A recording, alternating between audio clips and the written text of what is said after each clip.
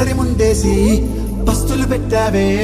తీపి వస్తువు చుట్టూ తిరిగే ఈగని చేసావే సిగ్గలేని మొగుడు గారండోయ్ గుయ్ గుయ్ గుయ్ గుయ్ అంటూ మీదికి రాకండోయ్ గంపెడి పిల్లలతో ఇంటిని నింపావే సాపాదిండు సంసారాన్ని మేడెక్కించావే ఇరుగు పొరుగు ముందు సరసాలు కెట్టి పడుకోరే కుక్కలాగా మీ వాళ్ళు ఏం చేస్తాం ఎక్కేస్తాం ఇట్టాగే డాబాలు